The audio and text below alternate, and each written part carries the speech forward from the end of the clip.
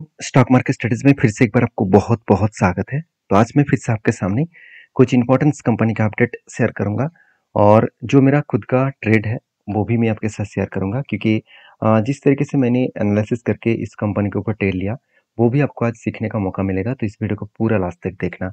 और first time visit किया है तो सबसे पहले चैनल को सब्सक्राइब कर लेना। तो सबसे पहले मैं बात करूंगा कैस्ट्रॉल इंडिया लिमिटेड के बारे में।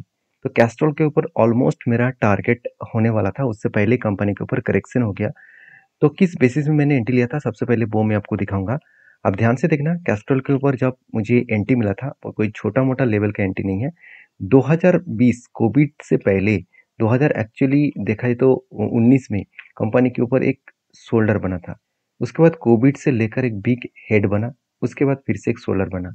जब इतने लंबे टाइम पीरियड में कंपनी के ऊपर इस तरीके से पैटर्न्स बना, फाइनली उसको ब्रेकआउट यहाँ पे देखने को मिला।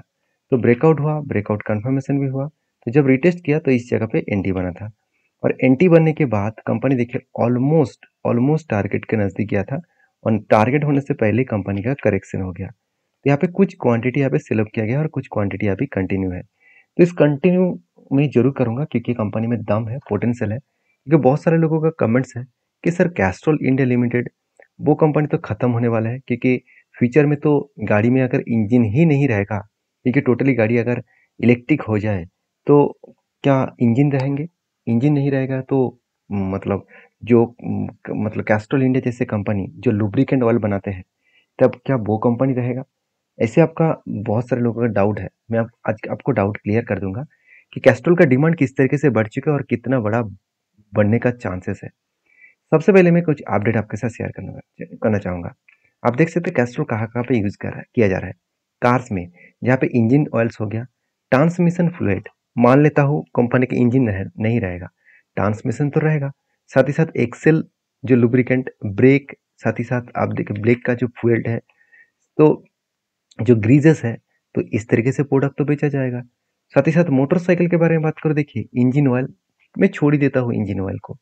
तो उसके साथ साथ चेन इंडस जो चेन के लिए लुब्रिकेंट, साथ ही साथ जो फॉग ऑयल है, ब्रेक ऑयल है, साथ ही साथ जो गियर ऑयल है, तो इस तरीके से प्रोडक्ट तो लगेगा ही लगेगा। उसके साथ साथ अगर कमर्शियल व्हीकल के बारे में बात करूँ तो आप देख सकते हैं इंजन ऑयल, ट्रांसमिशन जो फ्लूइड है, साथ ही साथ जो कूलेंट फ्लूइड है, तो इस तरीके से प्रोडक्ट के ऊपर भी लगेगा। इंडस्ट्रियल में जहाँ पे एरोस्पेस, ऑटोमोटिव जो मैन्युफैक्चरिंग का प्रोडक्ट्स है, वो तो ईवीज में नहीं चलेगा, उसके लिए तो इंजन रहेगा। उसके लिए तो मैन मतलब इंफ्रास्ट्रक्चर ऑटोमेटिक जो मशीनरीज है उसके लिए तो फ्यूल लगेगा, उसके लिए तो जो लुब्रिकेंट ऑयल है वो भी लगेगा। सुगर, टेक्सटाइल, इस तरीके से मेटल सेगमेंट, इस तरीके से जगह पे जो मशीनरी यूज किया जाता है उसमें तो फ्लूइड तो जरूर लगेगा। तो उसके साथ साथ आप देखेंगे तो एनर्जी सेगमेंट में जहाँ पे हाइड्रो प्रोजेक्ट है, विंड प्रोजेक्ट है, उस तरीके से प्रोजेक्ट के पावर जनरेट करने के लिए भी ऑयल एंड गैस का जरूरत पड़ते हैं। मेरीन्स मतलब सबमरीन्स जो होते हैं, साथ ही साथ डिफेंस सेक्टर में भी इस तरीके से ऑयल्स का यूज किया जाता है। और जो लोगों का डाउट था वो डाउट भी क्लियर करते थे। देखिए ईवीज फ्लूइड्स, तो ईवीज में भी फ्लूइड यूज किया जाता है जो कूलेंट के लिए, साथ ही साथ ट्रांसमिशन फ्लूइड के लिए। तो जो लोग सोच रहे हैं कि मार्केट में ईवीज ही रहेगा, वो बहुत गलत दिशा में जा रहा है। मुझे लगता है मार्केट में सर ईवी नहीं रहेगा। आप हाइड्रोजन गाड़ी मार्केट में आ रहे हैं, सीएनजी के गाड़ियां चल रहा है, साथ ही साथ और भी नया टेक्नोलॉजी को इनबिल्ड किया जा रहा है गाड़ी चलाने के लिए। तो ईवीज हमेशा रहेगा, इसको देखकर काम मत करना। तो मुझे लगता है आपको एक क्लियर कट विजन मिल चुका है कि कंपनी का अगर इंजन बंद भी हो जाए, मतलब गाड़ी का इंजन अगर बंद भी हो जाए, ईवीज में सारे गाड़ी शिफ्ट भी हो जाए, तो भी इसका जो डिमांड है वो सेम टू सेम रहेगा। 100 ईयर पुराना कंपनी है, 100 साल पुराना कंपनी है, तो एक ट्रस्ट बिल यहाँ पे तो होना चाहिए। तो बाकी देखिए, मान लेते हो कंपनी का मार्केट कैप बहुत छोटा है, फिर भी कंपनी का वैल्यूएशन सस्ता में है, आरओसी आरओई बेस्ट है, इनकम जबरदस्त है, डेप्ट एकदम जीरो है, प्रोमोटर के पास होल्डिंग्स भी जबरदस्त है। तो सारे पॉइंट्स आपको पॉजिटिव दिखेगा। और मजेदार बात यही है कि कंपनी हाईएस्ट इस बार भी सेल्स जनरेट किया।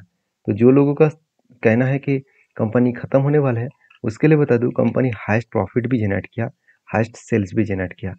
और कंपनी का जो ग्रोथ हो रहा है ईयर ऑफ ईयर बेसिस में देखा है तो 6% का ग्रोथ हुआ और प्रॉफिट ग्रोथ 11% के आसपास हुआ।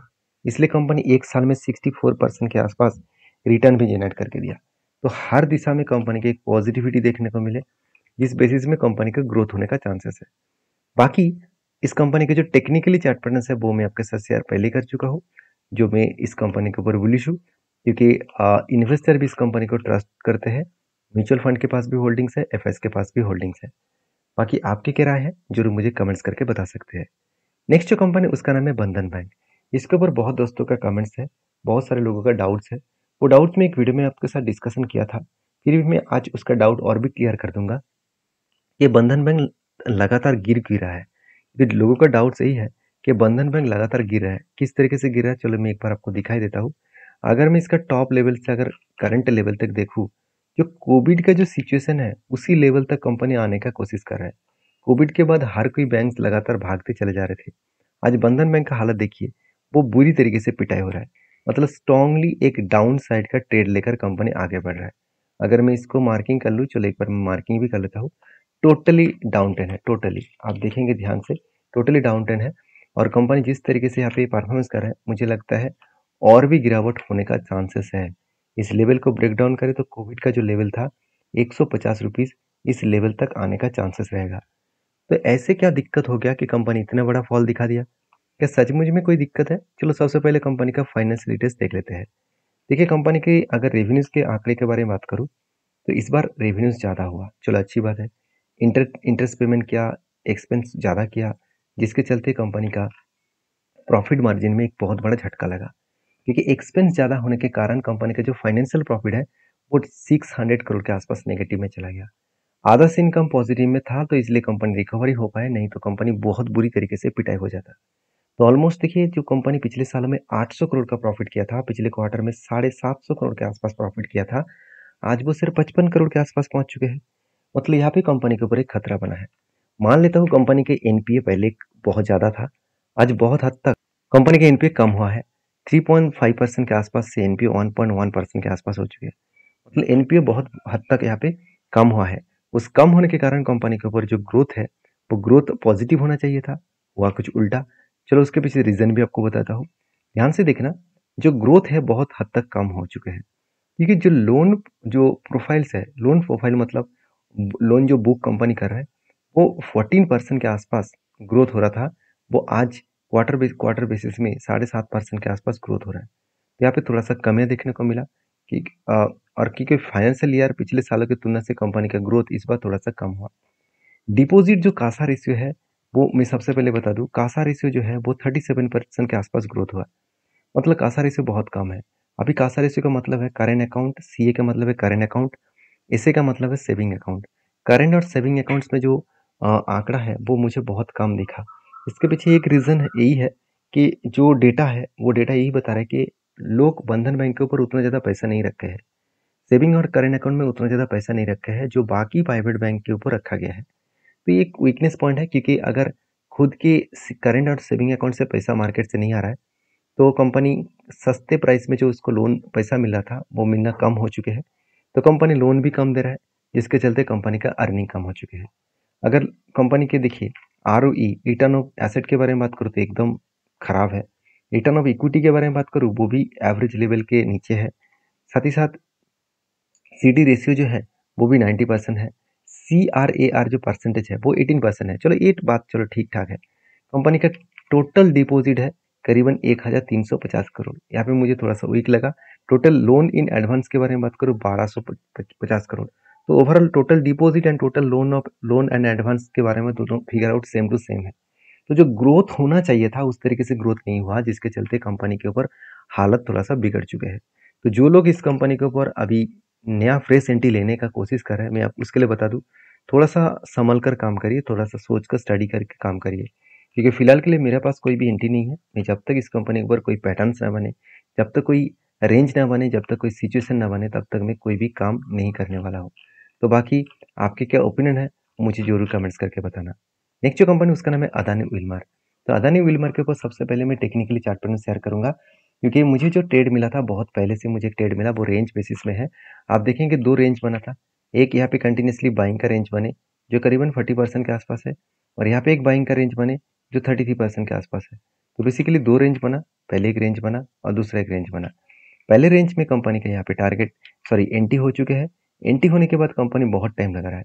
तो ऑलमोस्ट जब से कंपनी के ऊपर एंट्री हुआ अगर मैं एंटी लेवल को फिगर आउट करूँ, मैं चलो उसको अगर मैं आपके साथ शेयर करूँ, तो जब एंटी हुआ था तब से लेकर करंट लेवल तक देखूँ तो मुझे कोई लॉसेस नहीं हो रहा है। फिर भी ऑलमोस्ट जो टाइम पीरियड हो चुके हैं, एक बार थोड़ा सा जूम करके देख लेता हूँ, 239 डेज हो चुके हैं।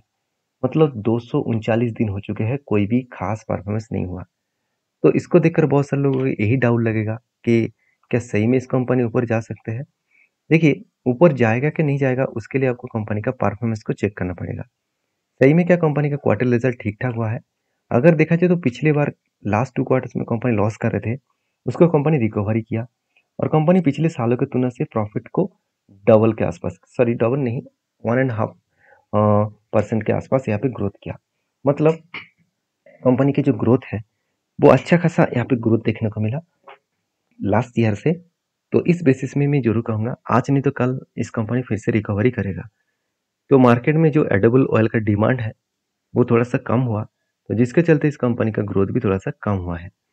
तो बाकी इस कंपनी के ऊपर आपके क्या राय है जरूर कमेंट्स करना, क्योंकि इंस्टीट्यूशन इस कंपनी के ऊपर पहले भी म्यूचुअल फंड के पास होल्डिंग नहीं था, आज छोटा मोटा होल्डिंग है।